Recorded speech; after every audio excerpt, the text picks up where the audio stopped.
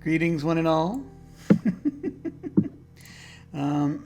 Welcome once again to Channel Other Doc. I am Jim, your friendly Lacuna GM. I use he/him pronouns, and this is our Invisible Sun campaign, The Edge of Paradox. Invisible Sun is a surreal slice-of-life game by Monte Cook Games. We are integrating the directed campaign, but most of this game happens spontaneously.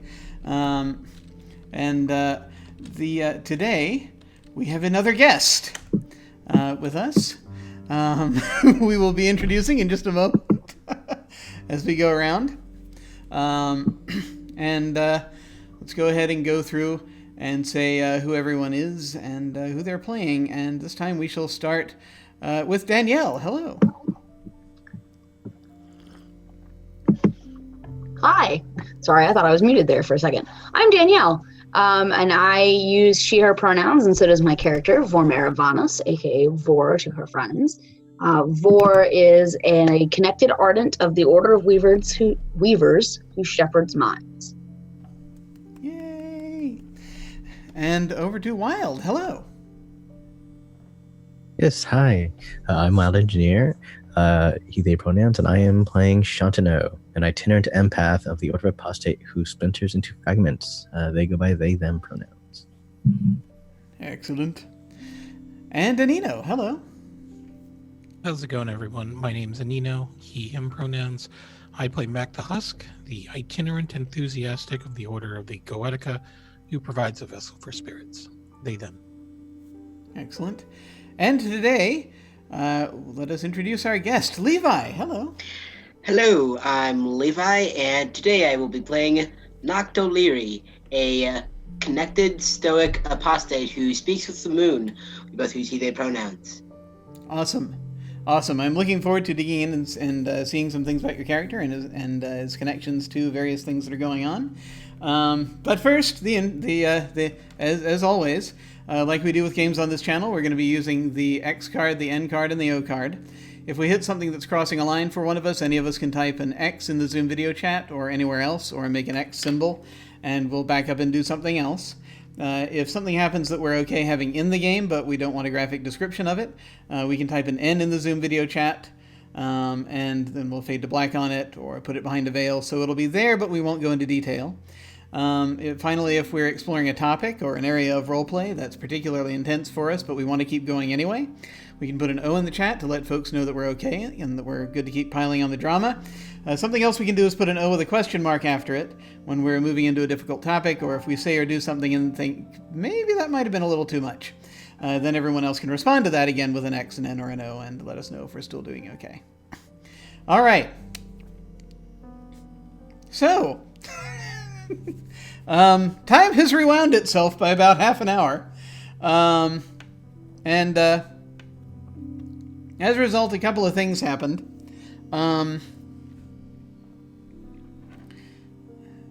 It seems that not everyone actually found themselves deposited back in the coffee house. First of all, second of all, things are.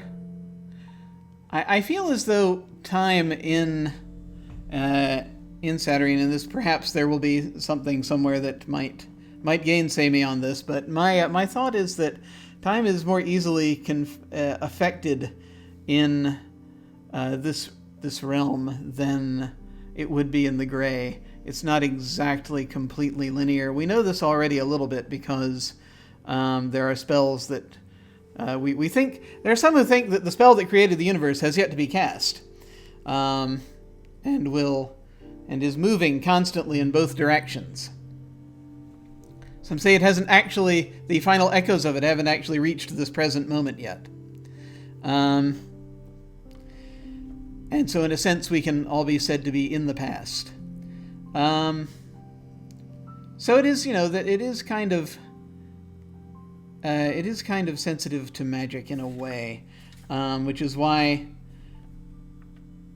we had a certain degree of, and then there was also, of course, there was an Emobor involved. So there was also the possibility that the history that is remembered is not exactly the same. or not all of it is remembered. But one thing I can say, that someone who, in the previous timeline, I'm going to say that Nocto Leary came down the stairs of his apartment and visited about half an hour and went through, grabbed his cup of coffee from the broken mirror and headed out, as he is often wont to do. Kind of nodded in passing to Vormira as whom they know, and perhaps Shantano also recognizes. That was the previous timeline. Now, in this timeline, which Vor and Shantano and Mac remember, first off, So in the previous timeline, those who are here remember it, but not all of you seem to have made the trip. Now, it seems as though probably that Shah and Aroshka might have faded into the gray. Possibly, it could have been the shock of that. There was a memory creature involved, so that might have done something to cause them trigger memories of the gray in them, quite possibly, as things were going around. But we're not entirely sure what it is, but Noct, I will say this time, as just after you have picked up your cup of coffee and you're looking around, you see that the three people sitting at the table, it seems that there were 5 there a moment ago. And it's the table Vor's at, and they're all looking kind of dazed and slightly confused. It looks unusual to you. Yeah, I think he just kind of walks over and would you like me to go into visual description now, or? Oh. Yes, please. But yes, Nocto Leary appears to be your archetypical noir private eye. Got the fedora, ruffled up trench coat, shirt, tie, black and white, stubble, very angular features. Usually has a cigarette in his mouth, probably doesn't do it inside much. So, I think he just kind of walks over to the table, places down the coffee, just kind of like rests, saying something to now unoccupied chairs. Hey, is everything good?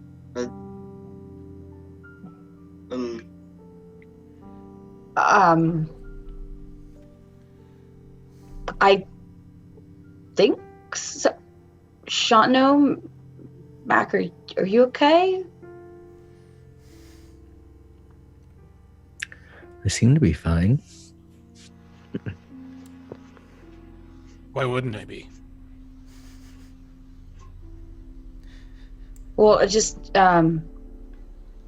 Jim, to be clear, we do remember this, right? That we were in the station. Yeah. Yeah, absolutely. You remember everything from the train station. You do remember what happened, right? I did. That crazy thing came at us, and I bravely ran outside to guard the exit. Oh, that's right. Shaw caught it, I think, but I don't know. Something went kind of weird whenever we attempted that.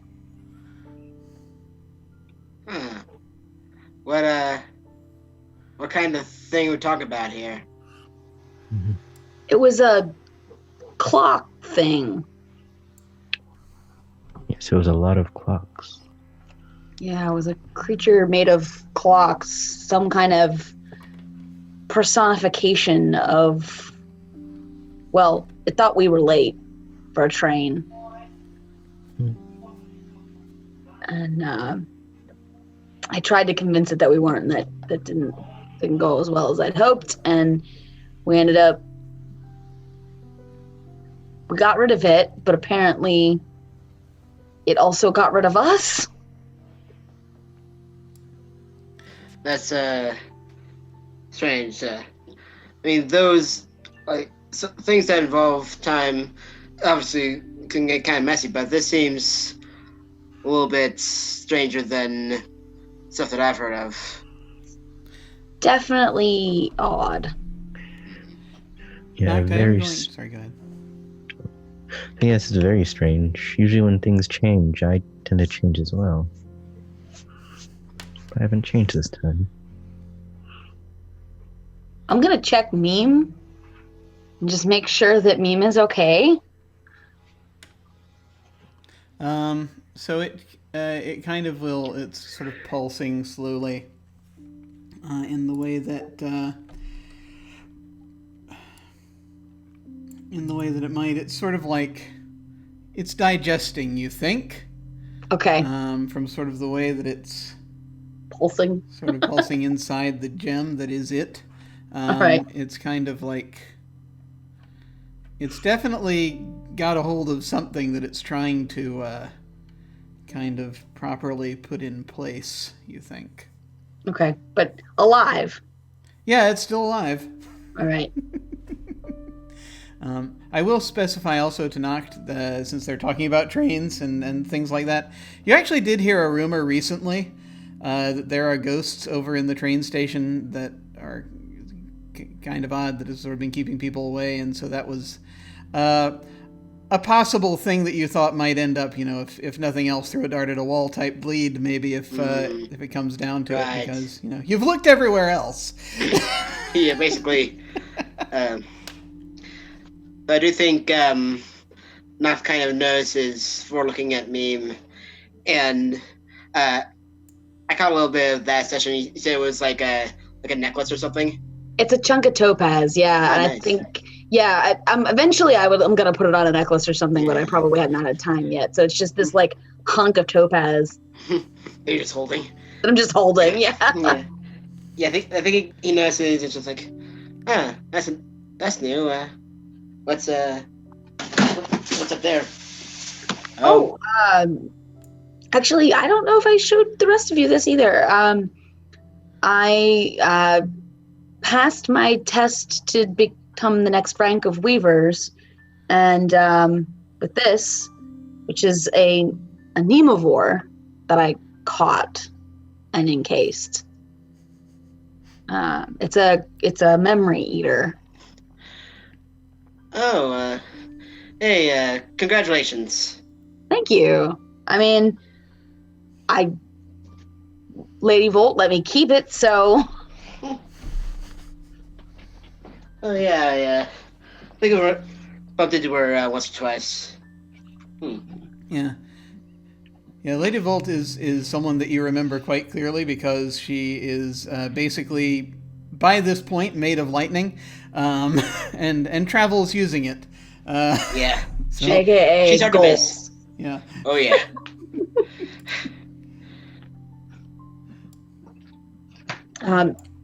Do you think we ought to go back to the station? Since we got kicked out? Well, Sean and Arras don't seem to be here. Should we wait for them, or maybe they'll meet us back then? I don't know where they went. Yeah. Well, I'm not going to go look for them. Oh, they'll find us eventually. Yeah, it always happens. They always do. They'll probably meet us at the Broken Mirror at some point. Yeah. Yeah.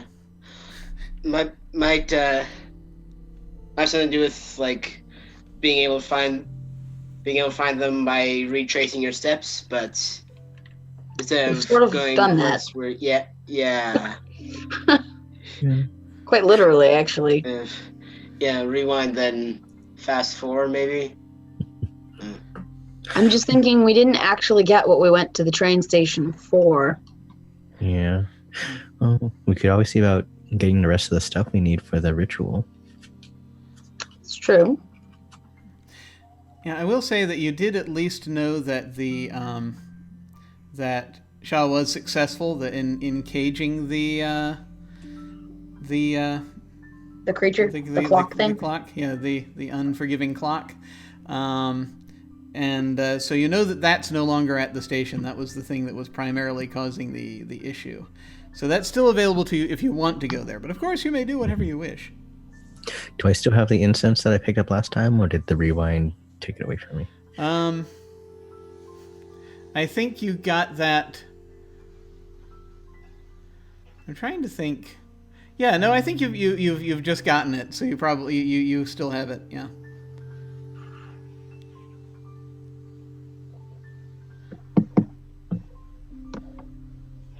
I mean, if you want to go back, I'd like to take a look around, see if anything that would help with a couple cases. I'm down for going back. I mean, we never actually found Mercy. Just who we went to see. Or see if we could find. What about you, Mac? Yeah, it's fine, but we should probably bring a little more firepower. You have someone in mind? Yeah, I think I can call a favor in. So, quick jaunt to the train station and then shopping. Sounds good to me. Fair enough. All right.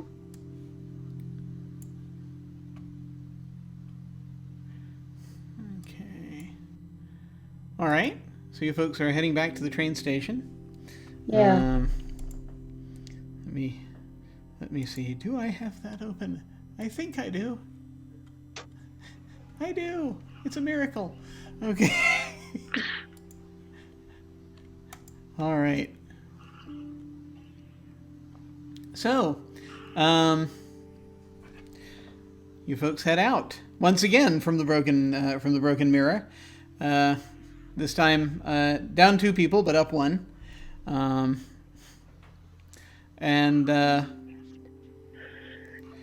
You have to once again. You head north along Delahan Street.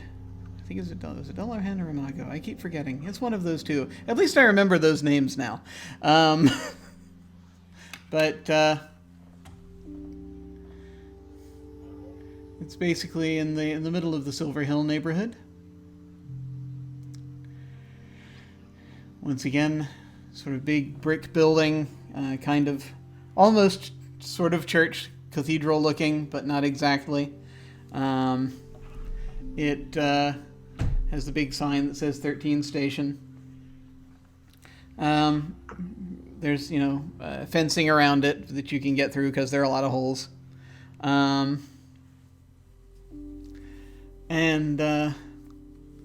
You walk over. You find the front doors, and you manage to enter. And again,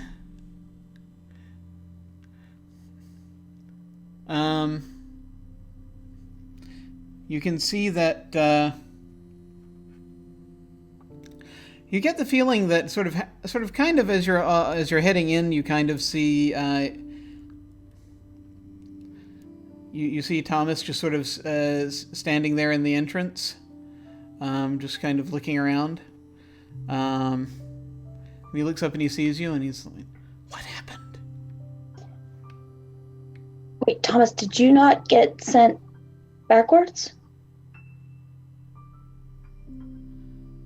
Sort of. I mean, because we got rewound. Okay, that explains it. No, I remember, but time is time's kind of weird. Like after you die. Yes, that makes sense. Time's a little bit weird even before you die. Yeah. And so I remember you went in, you vanished, and then it didn't happen. Which is kind of weird. Yeah. But we got rid of the clock thing. Oh, good. That's good. That's So, very well, Bexley got rid of. Shaw has it. good. Okay. Is she okay? To be determined. Okay. So, sorry, have you seen anything of this Mercy person being?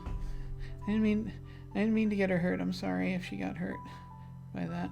Shaw? Yeah. I don't think she was hurt.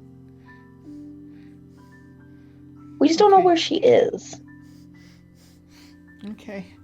Okay. It's gonna be okay. I'm sorry. Okay. It's gonna be okay. Shaw's tough. Okay. Okay. And is it? I will say, Noctis, you're seeing this. Is basically, it's like is a kid. He's like around 10 years old. I think. I assume I can't actually touch him, but if He's got I a want to try presence. to comfort him Yeah. as much as I can. Yeah. Yeah. You kind of will sort of do the thing where you can kind of. Yeah, like I'll like He's- fake touching him. Yeah. Like I don't know if he can actually feel Yeah. it. Yeah, you can sort of feel him there. It's cold, but Not you can surprising. kind of do that, and that seems to help him a little bit. As he's seems to get a little more control of himself.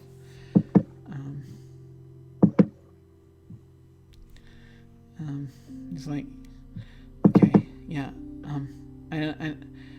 I can show you the people that I talked to, if you want. Yes, please do. Okay.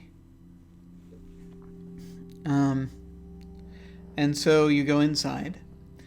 As a reminder, you're inside the station, just like you saw before: broken benches, trash and debris, faded maps of Saturnine showing rail routes that never existed.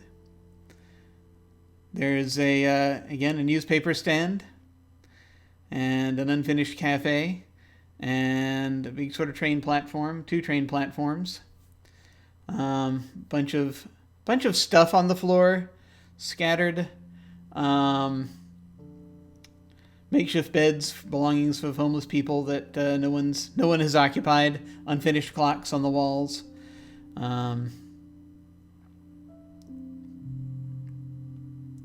So a lot of different, a lot of stuff that seems to have been left behind, kind of just all around it on the floor and such. And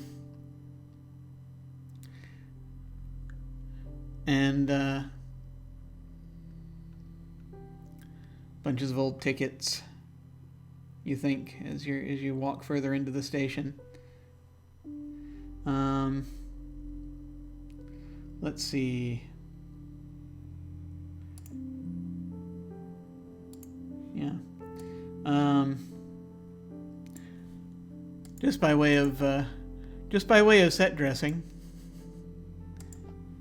Do you have a picture? I do have a picture of the tickets that you see scattered across the floor. These they're potential unharnessed. The tickets are untorn, but apparently quite crumpled. I will scoop one up and put it in my pocket just for funsies. Righto. Sam, you never know. Better to be safe. Sure, absolutely. So as you're entering the station, Oh, I'm sorry. Before we do that, before do you mind enter the if I station, Oh yeah. Mac is going to start summoning a spirit. gotcha. Who are we summoning? We're going to have fun. We're going to be doing a specific summoning. We're going to do a guard summoning. And so I want to do it for a level 2 spirit. Okay. So it'll take 2 magic from me. All right. Let me go ahead and wait. There are rules. Hold on. Let me check these things that are rules. Apparently. So you're doing a level 2. Let me go ahead and open the thing. So you're just reaching for a random guard. So are you reaching for a specific guard, or is this will this be the first time you're meeting this particular? This will be the first time. Okay. So we're going to do the equivalent of a Goetic Craigslist ad. Goetic Craigslist is fascinating. Just in the sheer need that it needs to be a lot more precise than regular Craigslist. I'll put it that way. Okay, Goetic. And down here we go. Summoning. Guard. Okay. So you're spending 2 points of sorcery to summon the guard.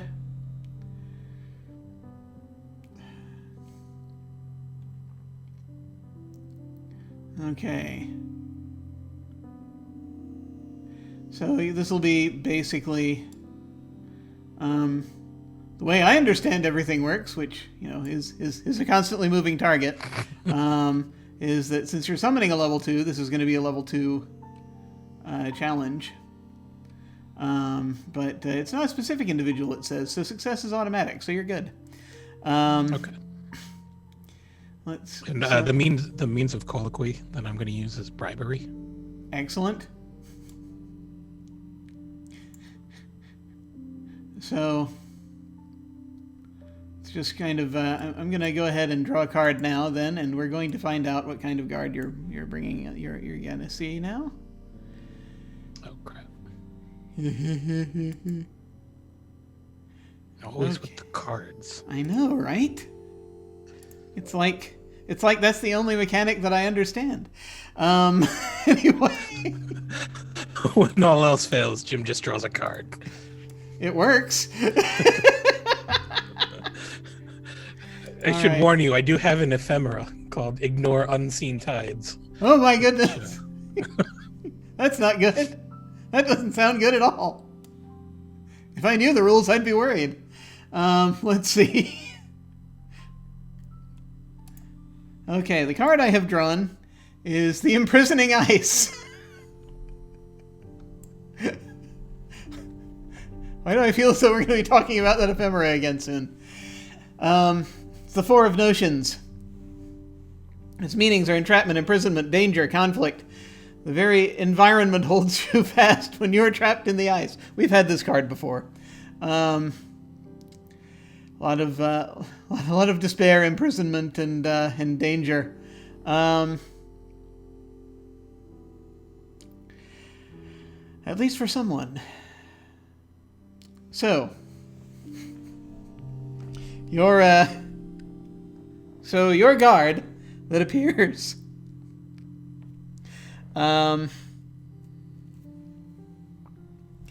appears to be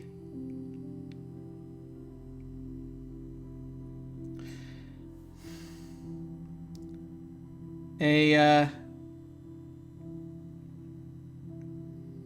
creature made of ice.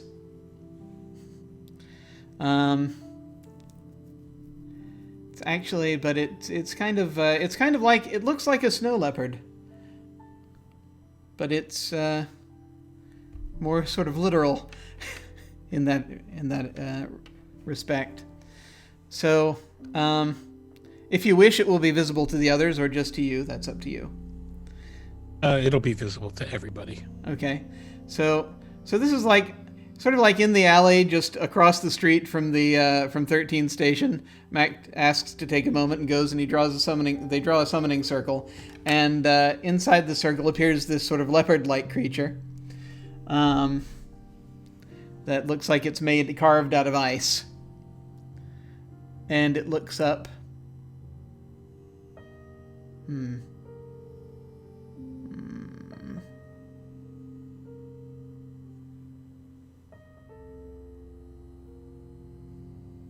Do you have a name that I can call you by?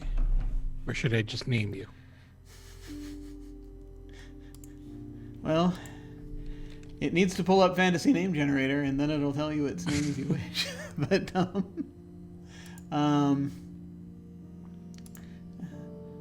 quick, check the elemental names. And yeah.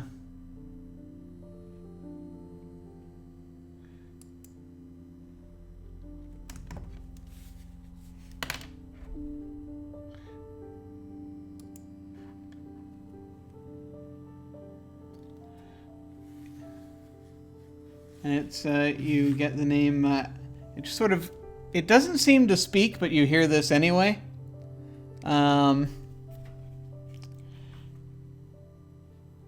You're getting the name Avlis.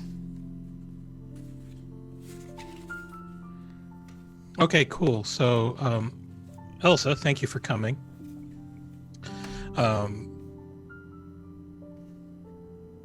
I am in need of guard, as I am about to step into some place that's rather dangerous.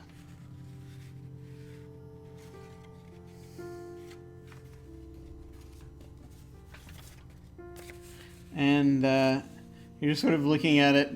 Its eyes narrow.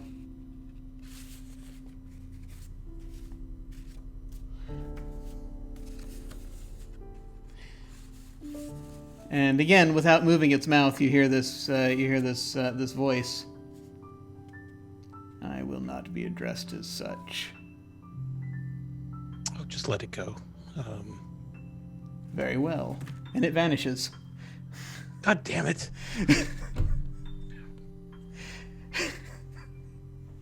All right, I suppose I had that coming.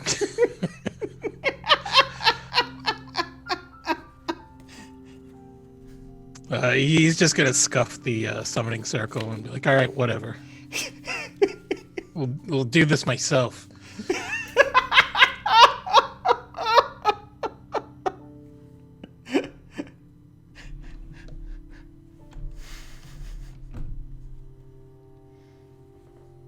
I didn't at least get to roll. That's fine. Well, you didn't offer. You hadn't gotten to the bribe yet. You were gonna bribe it. I was. But now that's lost.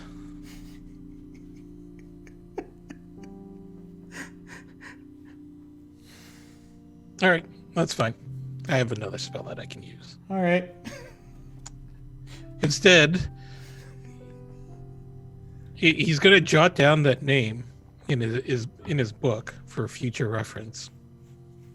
And then he's just going to use his forte skill, Spirit of the Warrior. It's going to add 3 accuracy to his pool. Okay, cool.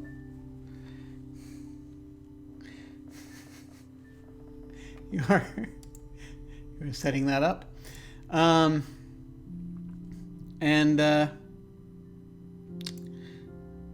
So do you folks head into the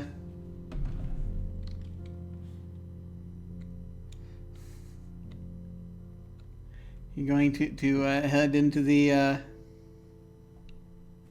train station? Yeah, but this time I'm gonna be carrying my weapons with me. Okay. All right. So you all are heading into the train station, and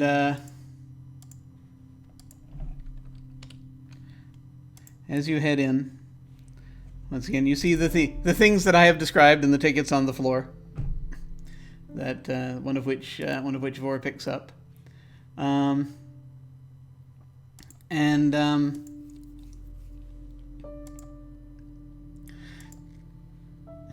as you get further in, you head toward the platform. You start being able to see what look like a number of people.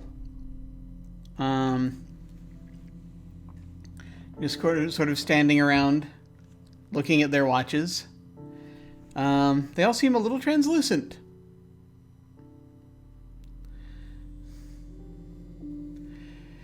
They're standing in different places on the train platform.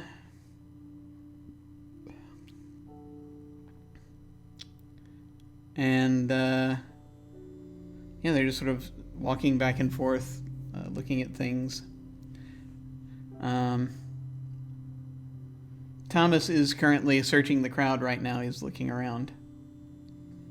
What was the name of the person, spirit we were looking for? Mercy? Mercy. Oh. Yeah, I know Mercy. I can find her.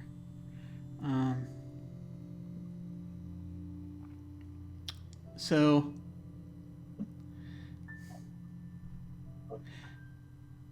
he's looking around, and he drifts over toward the other side of the newspaper stand, and he just sort of points. And walking out from behind the newspaper stand,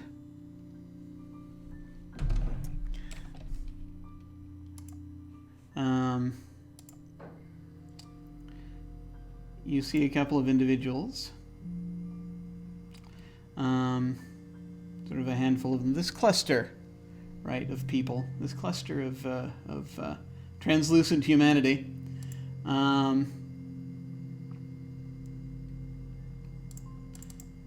And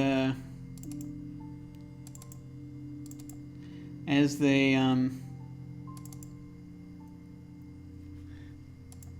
come out,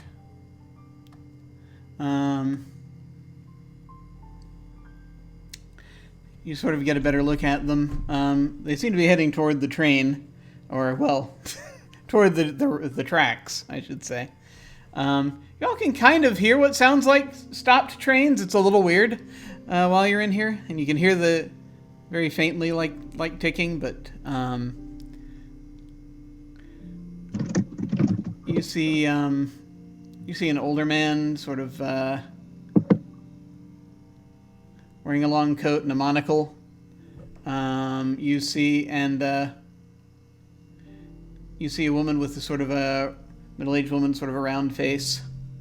Kind of sort of her hair shaped into something that's sort of like cloud-like. It seems to be billowing and moving. And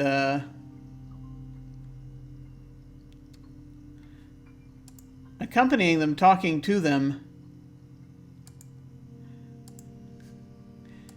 is someone that a couple of you recognize as well, because this is an individual who with kind of has sort of dark skin, very close cut hair, is dressed in a suit kind of similar to the one Noct is wearing, and he has very just sort of sparkling eyes, kind of stars actually where the eyes should be.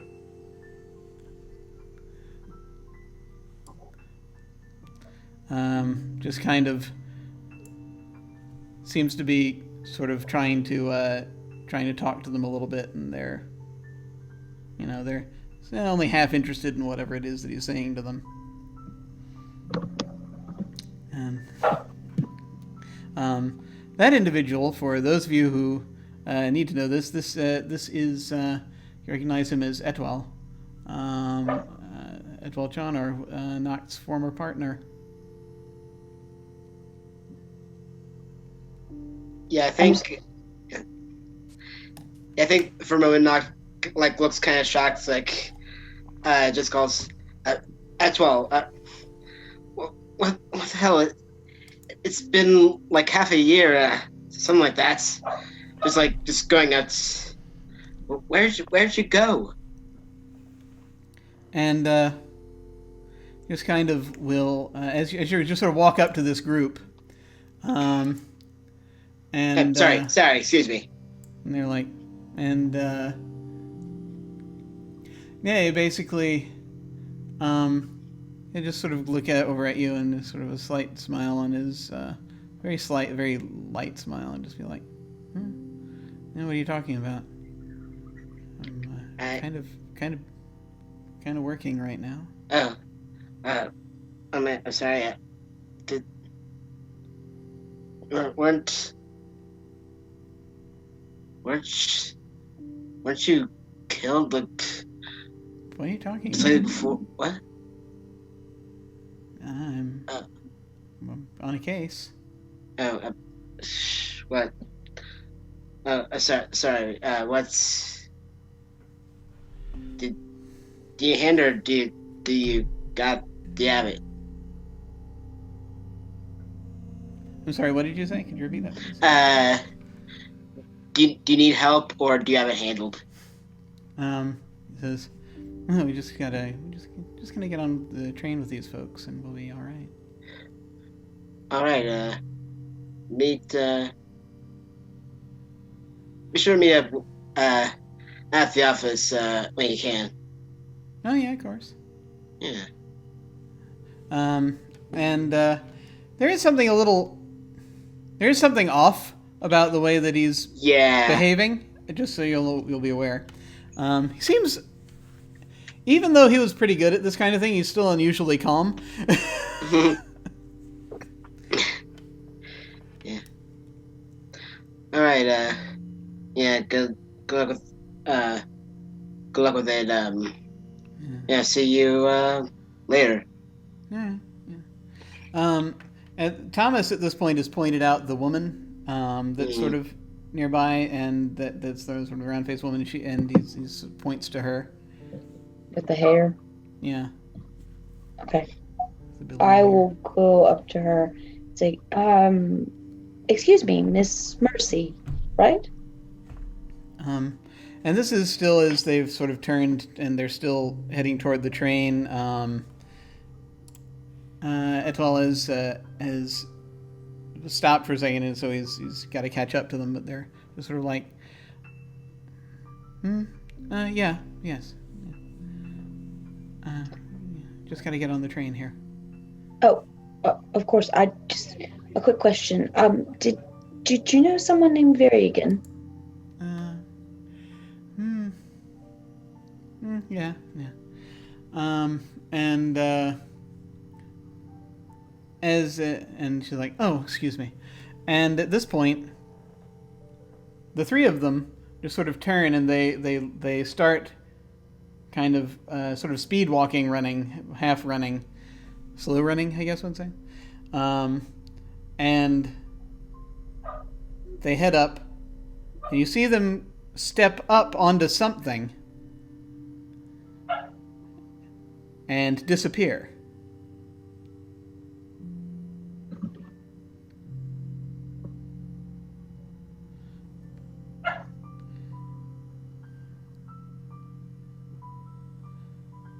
As you're looking around in the aftermath, go ahead.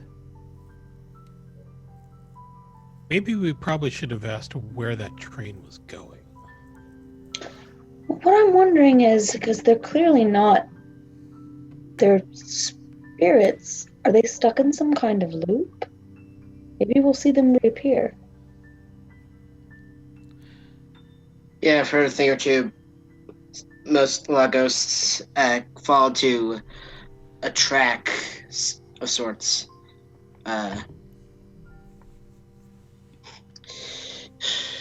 Don't know how long these loops kind of take. Well, after another moment, as you're sort of looking around, you see Etwal appear on the opposite platform. He's wearing a different suit, one that you remember him owning, as though he's just stepped off of a train.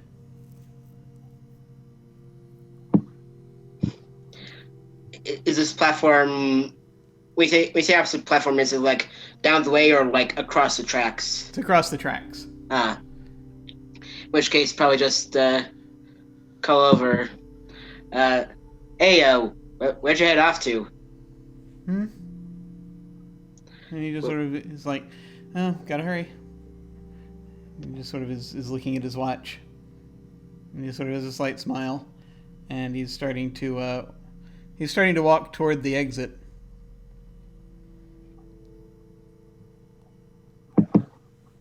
All right. Mac is going to try to get in front of him and say, "Hold up!" And he's going to point to his symbol. Okay, so His you're vessel going symbol. to you're going to dash over. It doesn't take too long. You can get over there before he gets to the exit. You just have to there are. It's really a question of because this is sort of the end of the line, so it's really just getting to the end of the room, running around. So you get over there, and you show your symbol.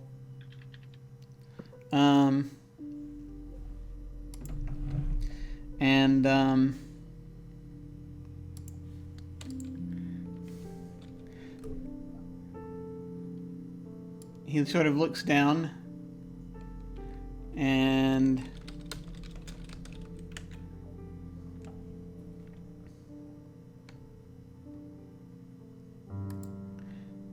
he says, as you do that, and he's like, "Oh yeah, I've seen that before."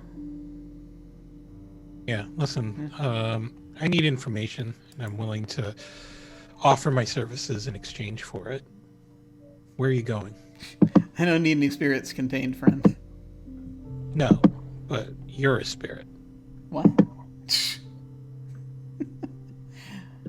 Don't know what you've been. And he just sort of glances over, looks over at Noct. What have they been drinking? He's just going to wave his hand through the guy.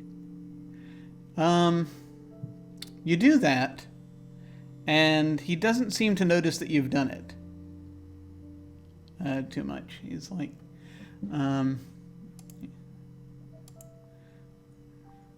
he sort of narrows his eyes. It's like, listen, I don't know if I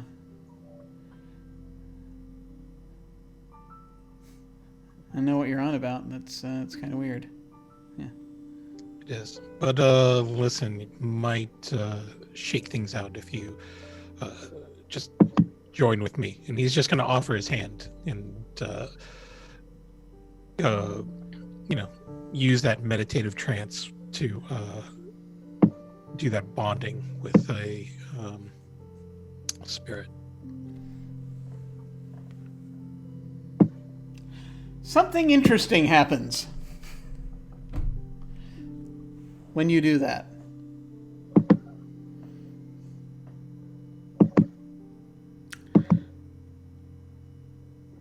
You fall into the trance, and you open your eyes and you realize this is not exactly a spirit. This is an echo. Huh. This is... You're not sure exactly what kind of echo, but this is like a recording of a person. Sort of? Except it's got to be a recording that didn't happen because this train station was never built. Or completed, rather.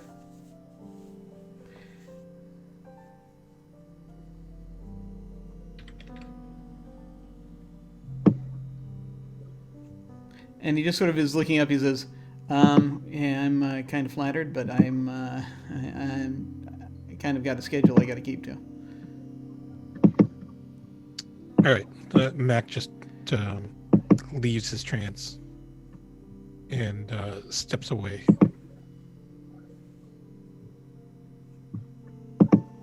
This is weird. These aren't spirits. These are echoes. But that doesn't make any sense because usually echoes are things that happen when you are memories that are sort of just happening over and over again. But this should have never happened. The station never existed. So they're not like some kind of alternate reality then? Well, what I'm thinking is that this is an alternate reality, echo of an alternate reality, which means something is being crossed. I wonder what they were doing here, why Varigan was gonna come here after his house spidered.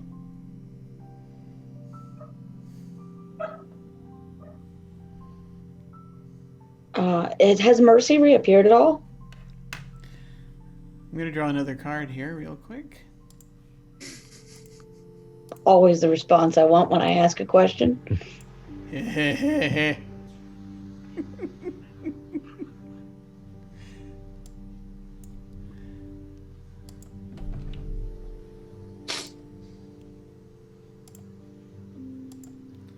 This is the Messiah. The Seven of Visions. Its meanings are change, salvation, and familial love. Many fear change, others embrace it eagerly. Often, not always, but often, the former live happy and satisfying situations, while the latter do not. In other words, change is a salvation that not everyone needs. The Messiah is the defender of the Visions family. She defends by changing the things that threaten or menace. As a defender, the Messiah is particularly concerned with families and the bonds of love that exist there. In divination, first and foremost, the Messiah portends change. The source of the change is almost certainly external to the person in question. More often than not, this is a positive change, and in fact, the worse things are for the person, the more likely that the change will be positive. The Messiah can indicate the involvement of a beloved family member like a parent or a sibling. The involvement is not always positive. So,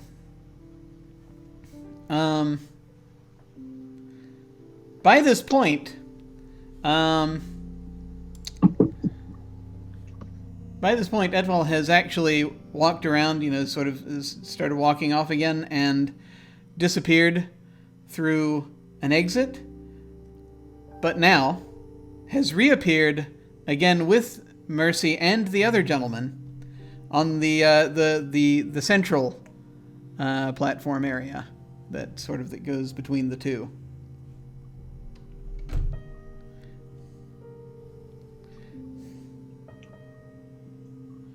Is there some sort of event that we're supposed to observe here?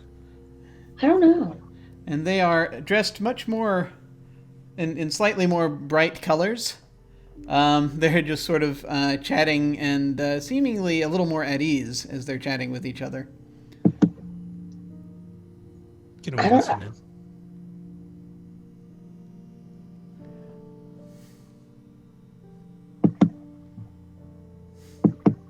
Yeah, I mean, it sounds like from his note that Varigan came here to do something or learn something, because he said if coming here didn't work, he was going to go talk to the third hand. But I don't know what he was trying to do. Trying to attempt that working that he did it in his own house? No, he had already done it.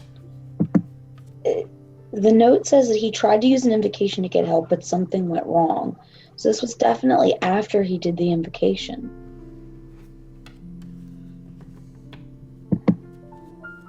And it sounds like he talked to Mercy, because he says that Mercy said that their ghosts were here. Yeah.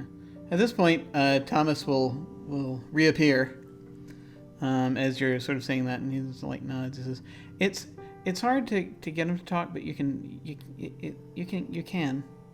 just they gotta make them hear. Make sure they know they're here now." I have an idea about that. I want to go over to one of them. Okay. Yeah, they're right Probably, there again. They're sort of just walking as all together. I mean, so yeah. Mercy, I guess, since she's the one that I had in the note. Mm-hmm. And I'm thinking I might actually try to weave a spell to get them to sort of acknowledge our reality a little bit more so that I can talk to them. Okay. What kind of thing are we talking about here? Yeah, right now I'm thinking hardness from diamond, which is what I use to catch the Nemivore. Mm-hmm. And I'm thinking maybe illumination from fire. Okay. Or else mysteries from challenge. I'm not really sure. Go ahead and... Oh, no. I got it. Hardness from diamond and understanding from challenge. Ah, good. Okay. To try to like pull them a little bit closer to our reality. Okay.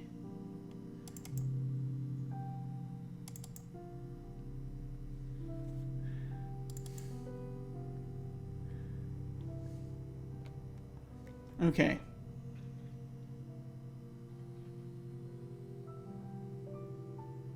Gotcha. All right. So I'm going to say this is going to be a challenge of 5. Okay. Because of the nature of these folks. Okay. But I get 2 dice because it's magic, right? Uh-huh. Yeah, if you're throwing in a thing for that, yeah. And then can I use my my ability to understand magic that lies outside codified practices here to ease the difficulty by 1? Yeah, because this definitely lies outside of codified practices. That's what I figured. That was a good investment, really, getting that. Right? Okay, so then that'll take it down to a 3, and I just need 1 success. Mm-hmm. Okay, cool. So I will roll 2d10. Okay. Oh dear. Success and flux. So first off, what does this look like to everyone as you're reading this effect? Whilst I look up the flux. So I see it as like if they're kind of spirit-like or ghost-like, where they're a little bit muted. Like Vor touches Mercy, and she becomes less translucent and ethereal, like actually solidifying and hardening into an actual real presence. Okay. And then I don't know what happens with the flux. We always get flux. Not always. This is only the second time in 2 sessions. Once again, all that means is the sessions since last flux incident counter goes back down to 0. It goes from 1 back down to 0. That's all that means. It's been exactly 0 days since our last flux. Yes.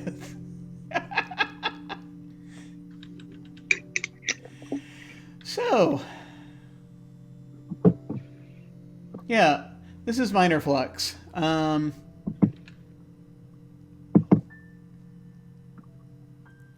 So the good news is that, well, first off, before I give the good news, does everyone else follow Vor onto that central platform as she's performing this? Probably, yeah. Okay. So this wave comes out from the effect. It seems to happen.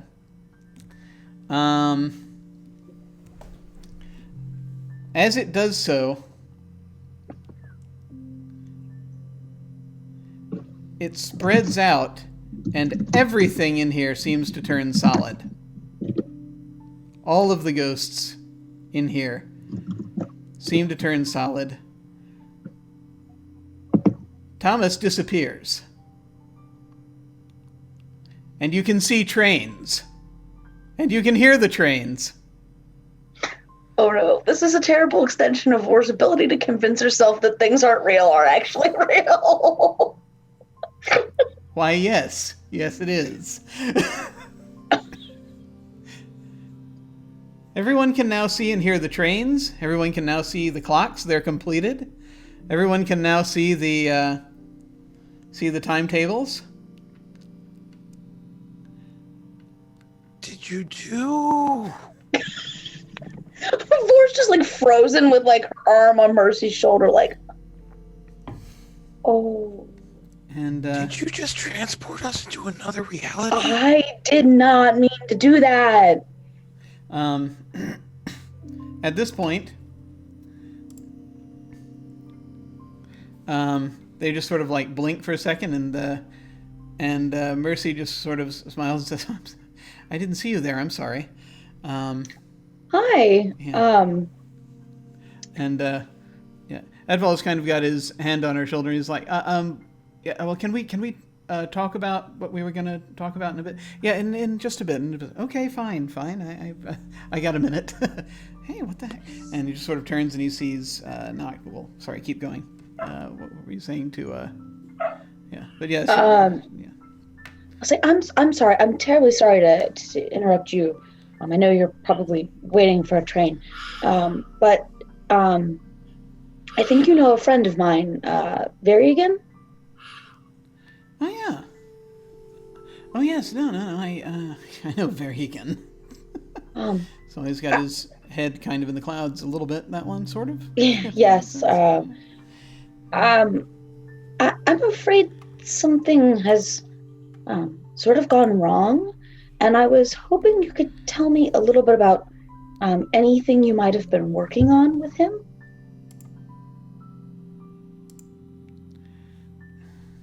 Well, we haven't worked on a lot yet, and she just sort of looks over at the other gentleman, gentleman with the monocle. The guy with the monocle is just sort of looks over, and he says,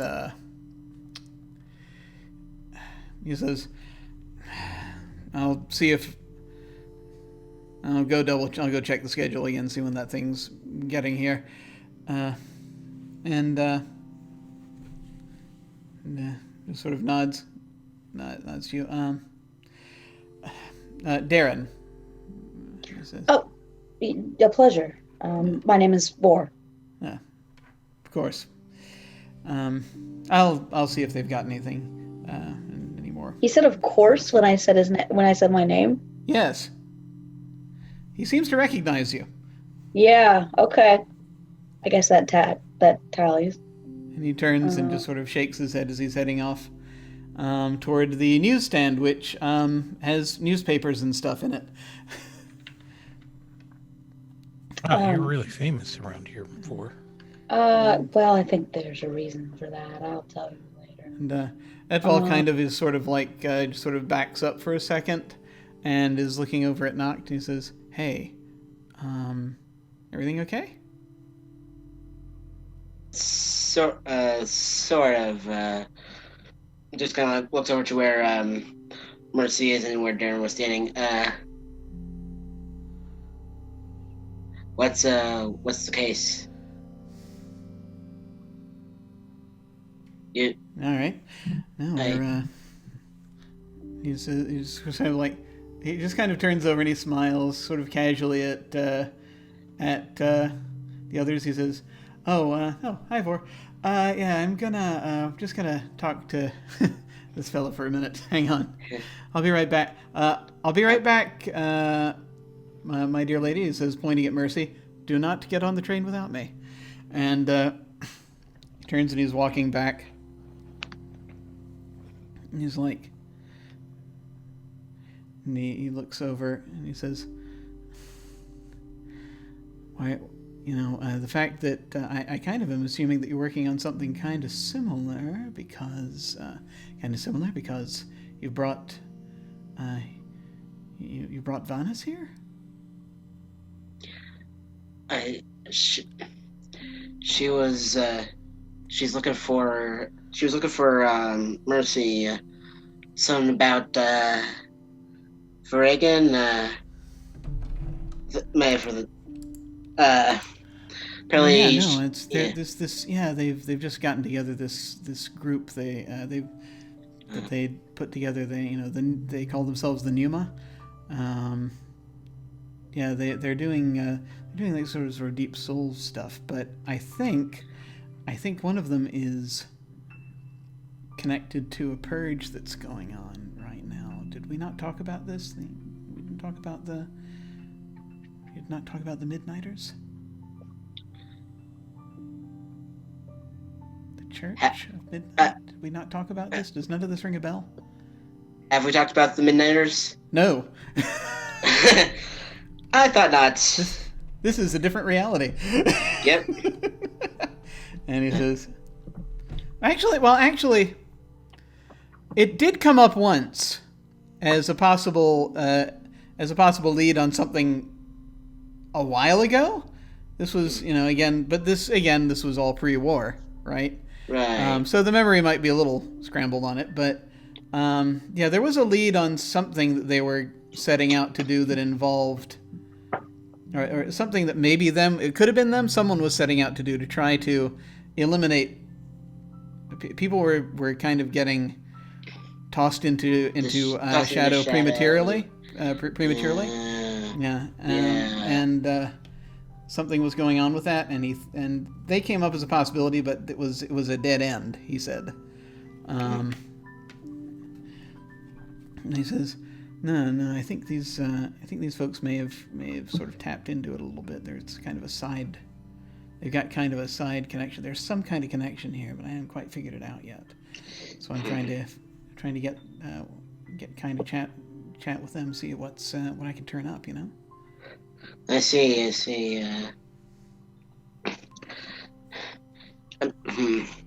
Might be something there. I'm not entirely sure. Any idea what the train's headed to? Oh, well, they're heading city side. As far as back up into Saturnine, and they're going to try and. My understanding is that it's kind of a festival day. They're going to see if they can. We're kind of ostensibly going up there for the festival, but the thought is that there's kind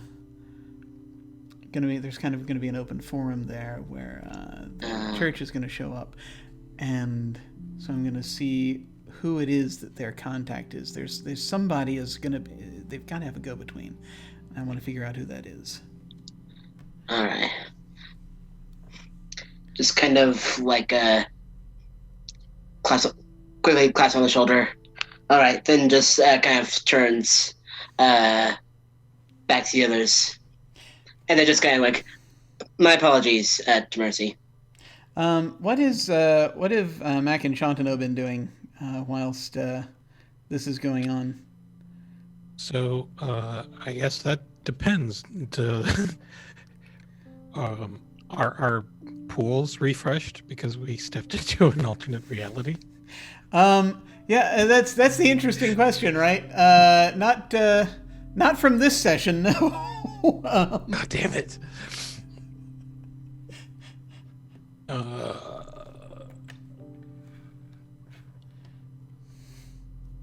So Mac can't summon a spirit at this point, so he's just going to look around and see if there are any spirits around that he could speak to. Okay. And I'm going to suggest to the group,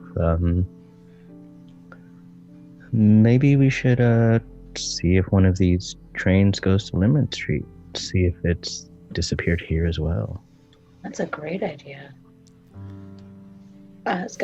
When I want to ask Mercy about Limerick Street, but I'll let Mac do his thing first. Okay, you're hunting for. You're looking to see if there are any spirits hanging around. Yes. Awesome. You know what I'm going to do next, don't you? Draw a card. I'm going to draw a card.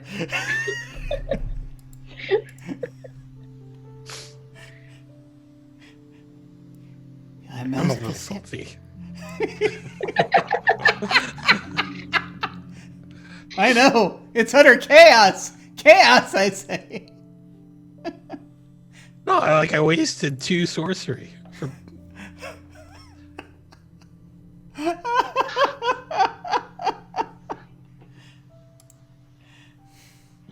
It's understandable. I have drawn the tyrannical clock. Well, isn't that coincidental? It is. Its meanings are oppression, time, countdown, schedule, repetition. We live and die quite literally by time. Why have I drawn that here? Oh God, here of all places.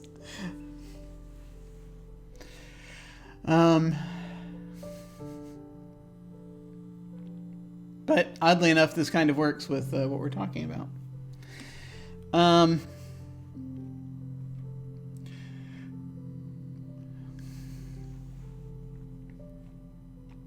Yes, you do see a spirit.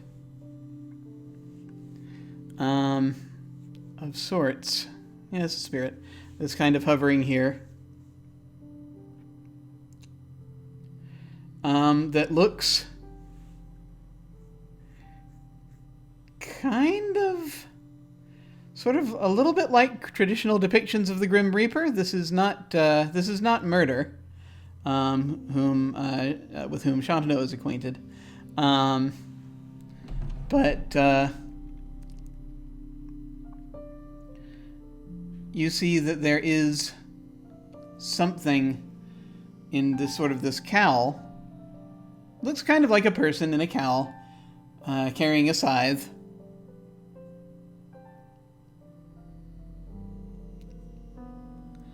And they have they have sort of clown white face. And this is a spirit that you see. Excuse me, are you available for counsel? Sort of whips around. I am. Okay, so I seem to be in a reality that isn't my own. Oh yes, that's very strange. How did you manage that? My BFF is quite adept at getting me into trouble. He's just gonna jerk a thumb at Vor. Guilty as charged. I see.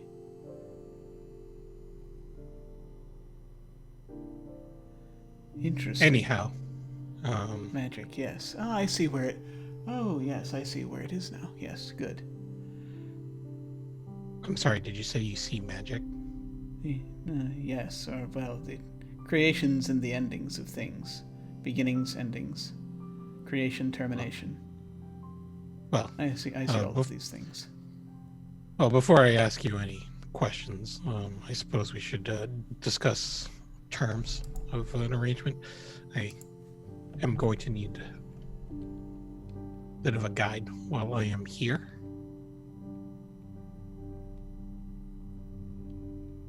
Ah.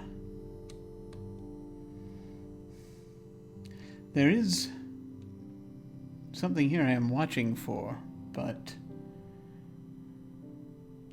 if you will similarly watch with me, then I will be able to assist you so that I can be certain that I am not missing what I am looking for. Oh. Okay. If I do that, then I can't go to Limerence Street.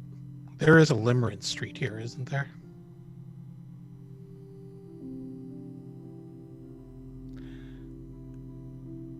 I don't know if it will be for you.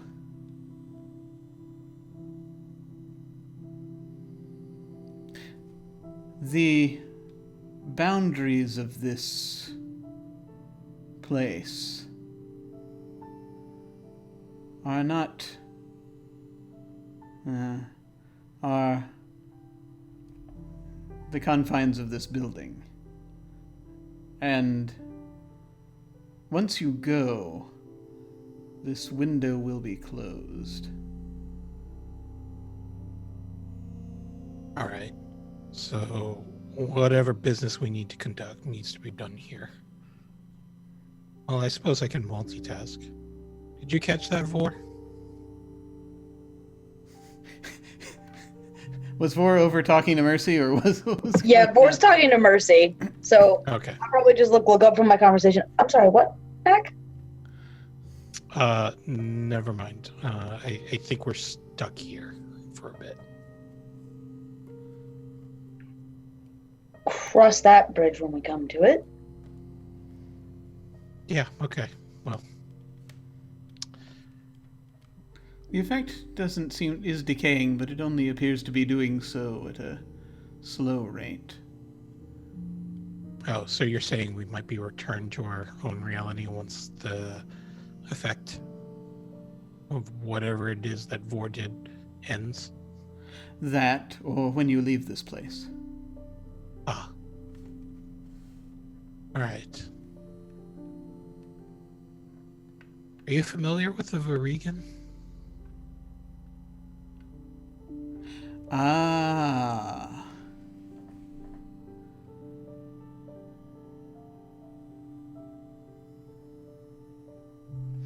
That is interesting. That name, when I think it to myself, seems to indicate not much, but when you say it, it sounds as though one who's reached termination. He is in fact dead. I would think then that that is the case for you, and not for those here. So you're saying that we could in fact encounter a Varegan here? I do not think... I don't know if there are any by that name here. But in theory, But we could ask one of the people here, like that woman, and he's going to point to Mercy, to call Varegan to come to this spot. perhaps. Huh. Suppose I can float that as a possible suggestion.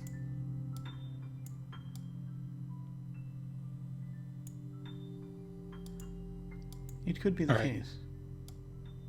Well, I suppose that's all I can ask of you at this point. I suppose it's now time for me to fulfill my end of the bargain. Of course. Yes, of course. You can, if you have further questions, we can discuss them, but just be on the lookout for the approach of death. Someone here is going to die. Oh. Isn't that kind of your job, though? Well, yes, but I have needed to divide my attention. While speaking to you about it. Ah, okay. Well, Thankfully, the beings here operate in cycles. it is a train station. Indeed. We need not interfere, we need merely know. We need merely note it when it happens. I don't have to kill anyone, do I? Goodness, no. Darn. One cannot die of death. He's just going to let that go and just keep watch. This is just messed up.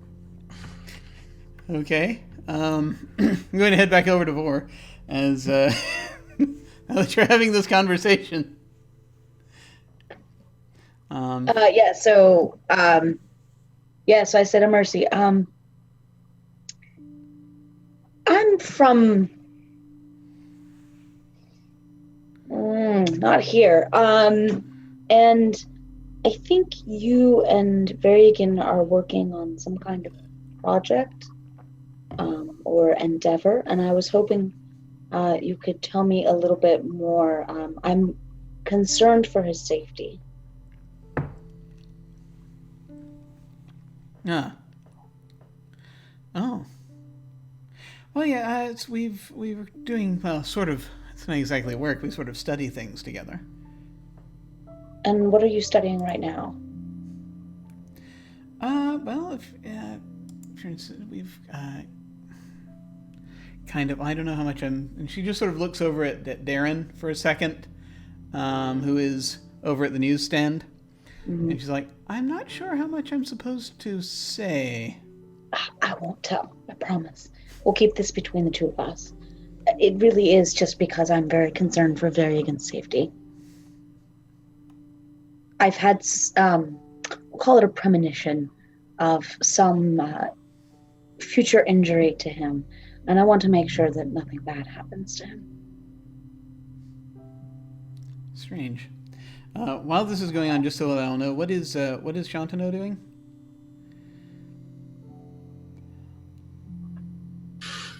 I don't know. Shantano would probably be trying to look around, let the people see where the train seemed to be heading towards. Okay. Yeah, the interesting thing is you get to kind of a... you see a train come, and a train, or you see a train that has arrived, and you see people get onto it, and then you see it take off. You find kind of the far end of the train station where the train goes out, and when it goes out, you notice that it sort of hits this kind of wave that was not unlike the wave that you saw when Vor cast her effect, and it sort of vanishes as it hits that wave. This sort of rippling effect, and if you kind of squint a little bit, you can kind of see that there is this sort of effect contained to the edge of the station. It is slowly receding, very slowly right now. So you think that this sort of window, this alternate reality that you're looking at right now is probably, this window into it at least is going to be shrinking. It's probably not here for very long.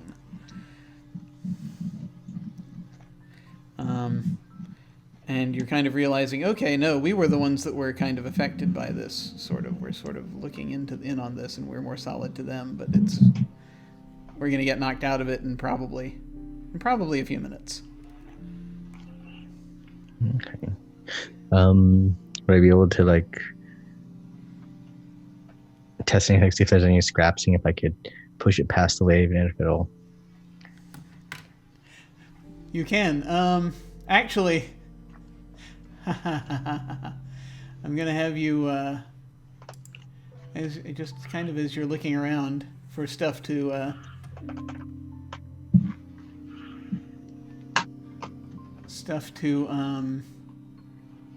do that with, because that's the interesting thing. A lot of the sort of the beds for homeless and things like that, those are occupied now, but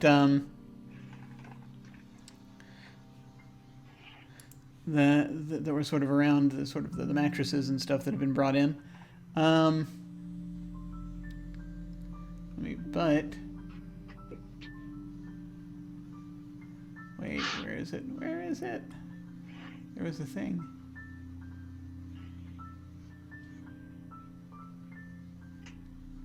Okay, yeah.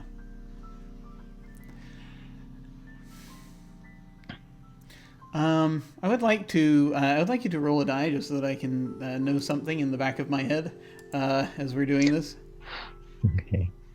There's no real challenge here. I just want to see the level of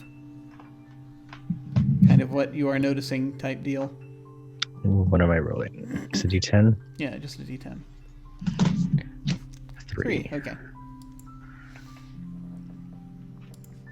So, yeah, you're sort of looking through, and there you find a discarded can that contained grape juice, and it is empty.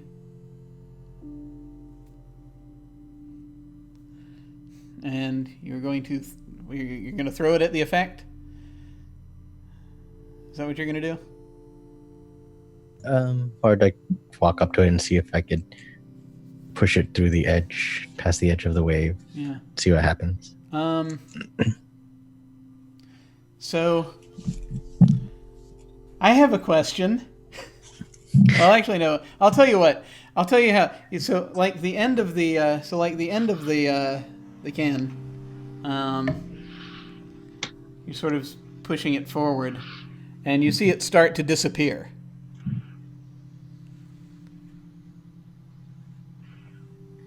On the other side. Are you going to, are you going to try to push it all the way through? No, so I'll pull it back, see what happens. Okay. You pull it back, and it's there again.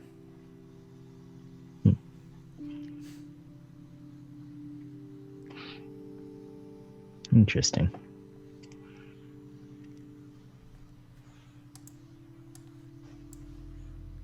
All right, I'm going to head once more. I'm going to head back to Vor's conversation, and sort of figure that out here. So, as sort of trying to kind of convince her here, I think this is going to get her to talk. I think we're going to call this a challenge of 3. Okay. Oh, let me see what I have for that. Okay, so I have my skill and charm, which I believe I can apply here. That gets me to 2. So I can spend an interaction bene, right? To reduce it one more? Absolutely. Okay. So that gets me to 1. Okay, so you need a 1 or better, basically. So it's just a question of don't roll a 0. Don't say that to me, Jim. Actually, you don't really need to roll at this point. You're at 1, right? So you're good. Okay, you're good. Yeah, I keep thinking about this. I'm like, wait a minute, no. Once you have it, you can do it. So yeah, you're good.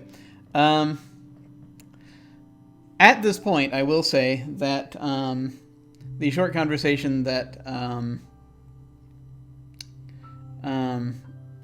that Noct was having concludes, and the two of them are kind of coming back up a little bit as you're talking, and she says, "Well, it's." She said, and she doesn't seem concerned about it while hearing this about it, but she will say, it's the pneuma. Pneuma. Yes, it's. And what exactly is the pneuma? We're just sort of a little club. We're looking into just the, shall we say, the soul. We're studying all things about the soul. And what its limitations are. Interesting.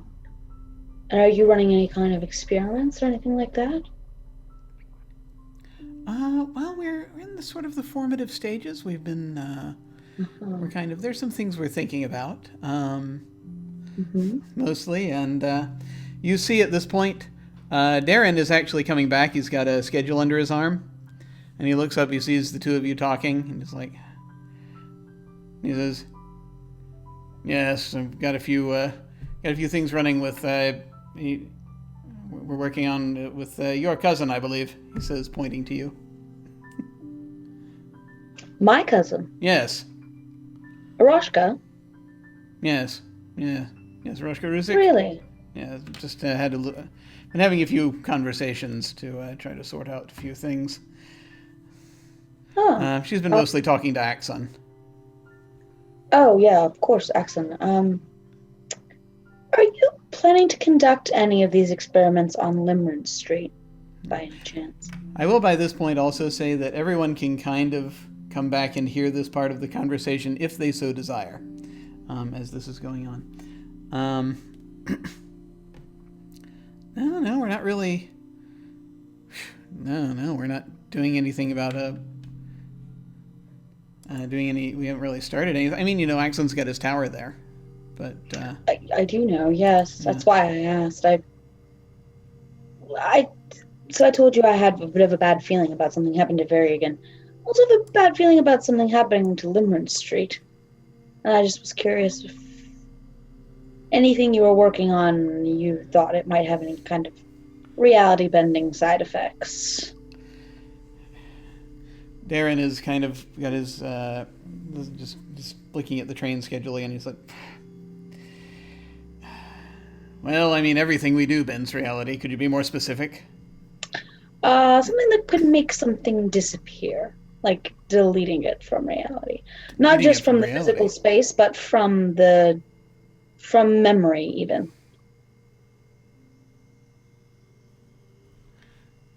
They're kind of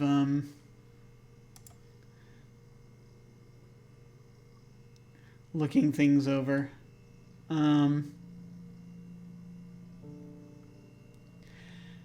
We're talking about movement. We're talking something about the movement of memories, weren't we? And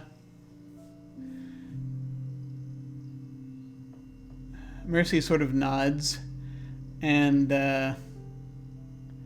sort of says, "Oh yes, no, that was something that Axon was working on something. Wasn't he just sort of in the formative stages? He was talking to Arishka, about trying to moving consciousness, and it was him. Was him and Mayfair probably knows more than any of us about that. But Mayfair? Mayfair, yes. Mayfair. Who's Mayfair?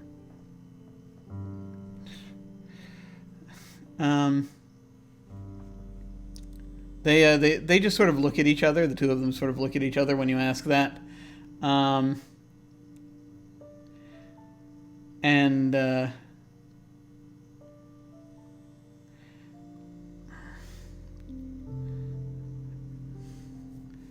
She and Axon are together. An item, yes. And you can actually see, as they're saying this, you see that Noct in particular, you notice that your partner is watching this part of the conversation with rapt interest.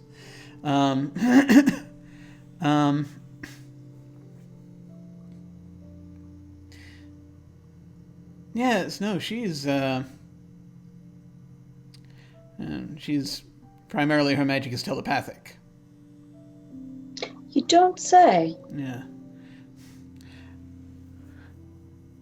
So she'd been looking into ways to tap into things, I think, if that's correct. I have some academic interest in matters of telepathy. If I wanted to talk, yes, I expect you would, wouldn't you? if I wanted to talk to this Mayfair, do you know where I could find her? They kind of and at this point, he just sort of narrows his eyes. At this point, this is Darren. Narrows his eyes. He says, and you can hear a train coming as this happens, and you see a train is starting to pull into this platform. And he says, "Ask your cousin." And he heads off in the direction of the train. Mercy just sort of looks after him for a second. He's sorry. That's not a problem. Rashka's a bit indisposed right now, which is. I think Mayfair and Roshka were working on something, but at some point it wasn't really directly involving our group, but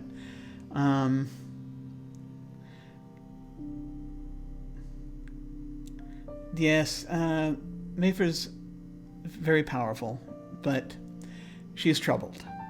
She will hear voices, a lot of voices, and not all of them are real. I've not met your cousin, but from what I'd heard, that had been something that your cousin might have been studying her or something. I'm not entirely sure, but they were talking. Arashka does like things that talk. Well, between you and me, I'll never figure out kind of how Vance's minds work, but I don't pretend to understand it, but I love my cousin anyway. That's, well, of course. No, these.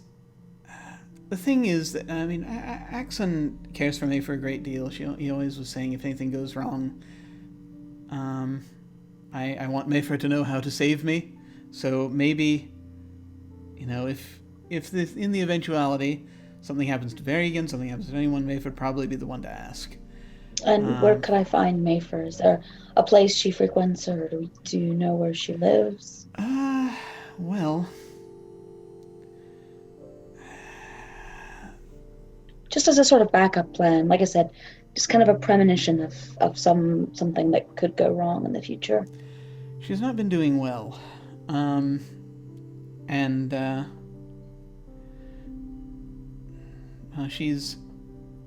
We've been talking, Axon has been talking about possibly that it might help her if she were to go to the House of the Forgotten. You were gonna say that. Okay. Well, that at least gives me a place to start. The last question, I promise. Oh my goodness! Yes, we've got to get going, and the train. Yes, I don't want to keep you from your train. So real quick. And so they start. You all start walking and talking basically as this is going on.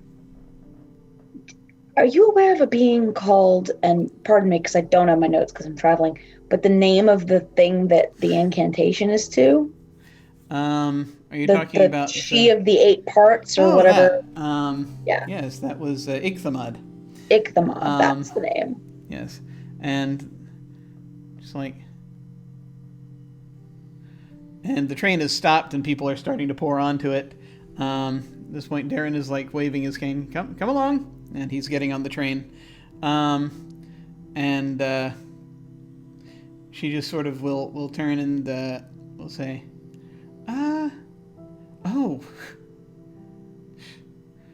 Varigan has mentioned Ichthamad before.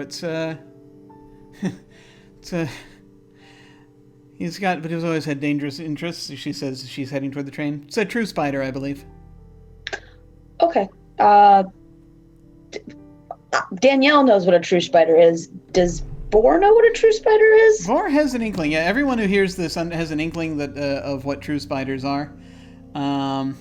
And this is that they're basically, to say they're very large is kind of hard is not the best way to describe it, because they're very intelligent, rather. Very intelligent spiders who have a certain degree of insight and command over reality and magic, basically.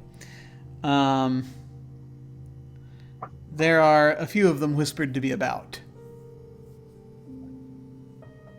Not a huge number.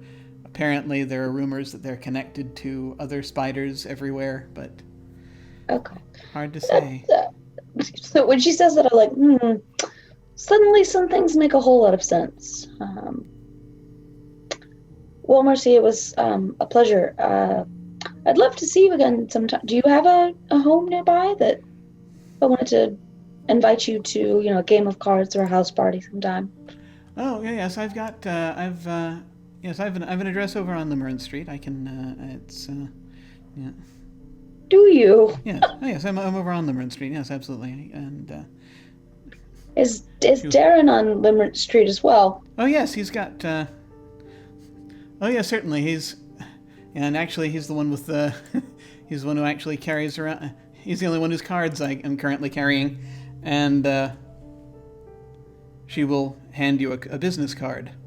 Okay, I'll take the business card, knowing it will probably be no use to me in my reality. I've just reshown to everyone.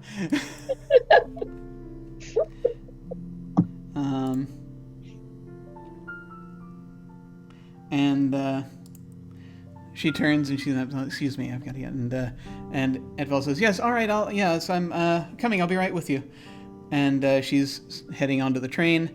Edval turns, he said to Noct and everyone else. He says, "Okay, look, I've got to follow them. Okay." Yeah, do what you gotta do. All right. Yeah. Why are you looking at me like that? It's very strange. got a weird feeling about things. Be careful out there. That's all right. I'll talk to you. I'll talk to you tonight. Excuse me, folks. And says, tipping his hat to everyone else. I doff my hat if I have one. I don't know if I do. I have a cane. I'll do like a bow. Yeah. He will. You raise your glass. He will, Yes, my champagne Your glass. champagne I will glass. raise my champagne glass. Generally, it's just assumed that Vor's drinking champagne everywhere she goes at this point. Now, you see him run to get on the train, and as he does so, I'm going to say that, Mac, you're going to notice this in particular.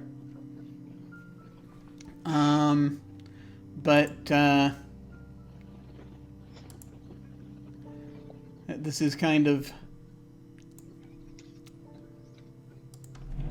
again, sort of from a distance.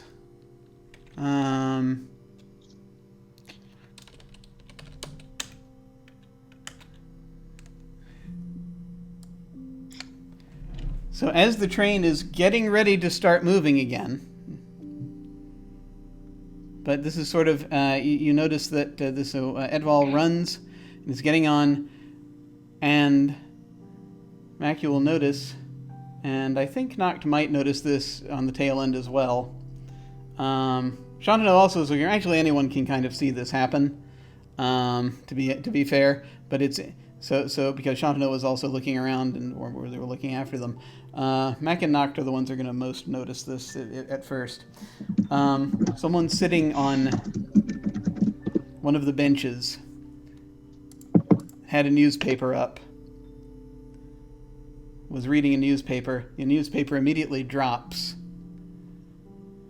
And you see, and again, this is from a distance, the figure sort of stand up and run, very quickly crossing the distance, jumping on the train, just as it's pulling out. This figure that you see, he's wearing a long, dark blue coat, the dark blue cravat, chain with a pocket watch. He has slicked back dark hair with paler streaks. And Mac will immediately recognize this as dark-eyed Manfred.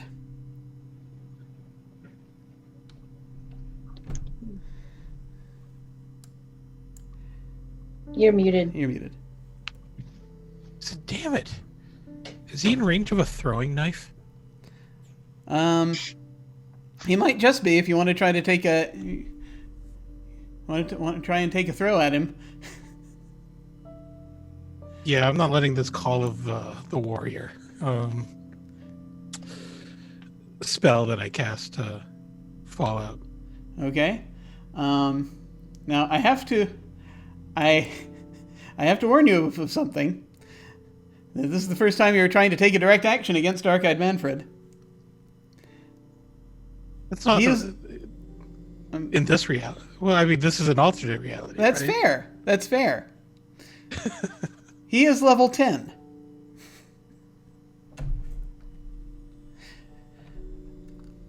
I will say, Noctu definitely that both Mac and Noctu definitely noticed he sprung up and started running for the train in reaction to seeing Etval getting on it. Yeah, no, I know that guy's a murderer. Yeah, I'm gonna take a shot at him. I don't care. Okay. Awesome. I'll just step out of the station. He has also, just so you're aware, and I swear I'm just reading the stat block here. He has a +3 dodge. All right. But you may. Yes, I'm just saying hello. Good. So. What do you want to do? I think, not to interrupt, but I think just kind of noticing that, not just try to catch him on the shoulder, just go like, hey, what's the holdup? What's all the commotion? You're trying to. So you're trying. Okay, so Noct, you're trying to run up and grab Manfred before he gets to the train. Okay. Yeah. And Mac. So Mac, I'm gonna let you go first because you got this in. So you want to try to throw a knife at him? Yeah. Okay. I'm going to be running as I'm throwing it, and I'm going All right. to run towards the exit of the station as I'm chucking it. So I will say, Vor and Shanano, you see Mac bolt toward this guy. Both Noct and Mac bolt toward this guy, each with different intent. And Actually, Mac- at player level, my intent is, if I can, assist Mac in throwing the knife. Okay, sure. No, absolutely. So that actually will help you. So that being the case, here, wait, I need to open up that thing about that tells us how to do challenges again. Meanwhile, Vor just turns to Shot and I was like, what the hell? You know what the... I don't know. I mean, Mac does like to fight, so... Okay. Isn't this where you normally place bets? It is. Are you open to bets?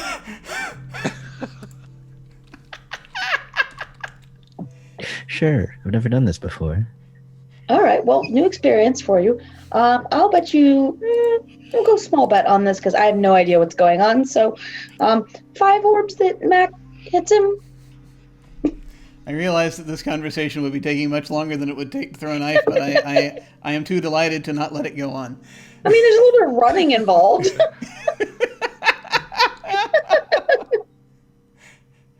I'll take it. As you're so you're basically dealing with so he's gonna try and dodge. So it's 10. So you've got the +3 to his dodge to try to avoid the knife. Although he doesn't necessarily. I'm not even going to use his dodge because he doesn't necessarily know it's coming. Because you're from a different reality, so I'm going to give you that advantage here. So we're just gonna start at 10. Noct, do you have anything, any skills or anything you want to contribute to this?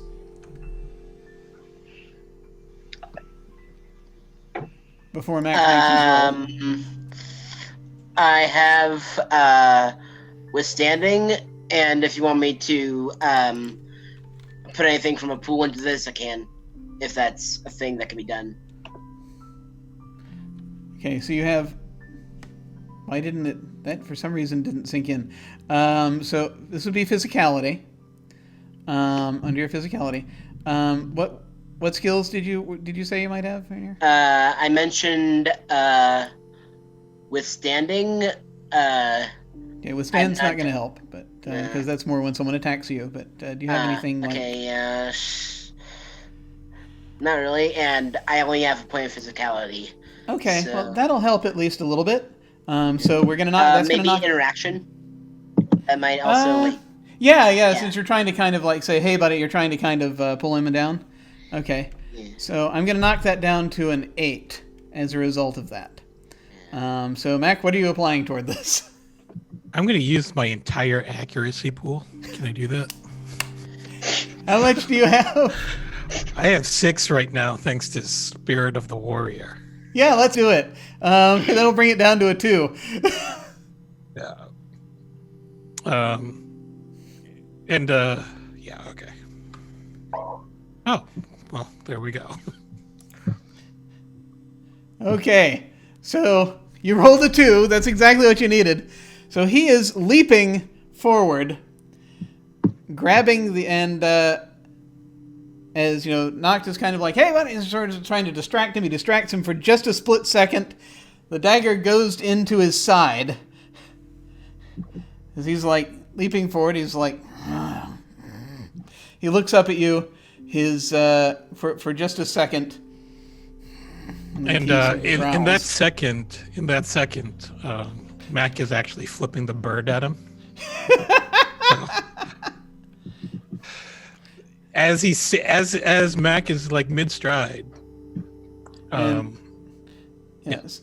So he basically is like looks down and sees himself bleeding, and he looks down, and he grits his teeth, and he runs, and he leaps onto the little edge. There's a little edge. I can't remember what it's little train balconies. I can't remember what the word is for them. On older style trains, the kind at the end of a car, the end of a train car, little platformish thing. He hops onto that while still bleeding, grabbing the train, and he just sort of grabbing the side of it. You're running after him, and the train pulls out and vanishes. As it does so, everyone looks around and sees this wave come back. Sort of this wave of magic. It vibrates through everyone, and once again, the trains are gone, and the station is occupied by memories of a future that hadn't happened. See, I told you we weren't going to get stuck, Mac. No, you didn't. You never said that. I said we'd be fine. Yeah, that's not the same as not being stuck. Anyway, I got a point. I'm good with that. I mean, who was the guy that you threw the thing at? Yeah, who the hell was that? His name is Dark-Eyed Manfred. Apparently he knows me. I don't know him, apart from the fact that he is quite a skilled killer. And he's kind of a dick. Okay. Did you see that shot, by the way? I think that throw was No, a lot better than... Oh yeah, that absolutely yes. Yeah. And at that point, I turned a shot, and I'm like, "You owe me 5 orbs." It was better than that boomerang shot that you did on that eagle that we had for lunch that one time. Just saying. It was a beautiful shot.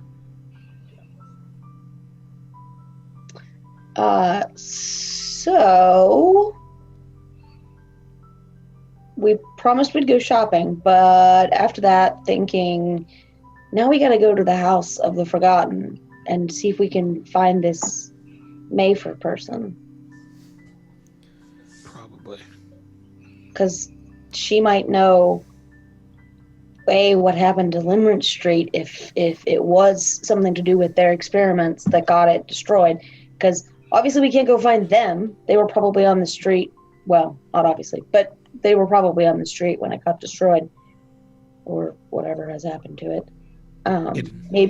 Maybe she'll know a way we can get the street back.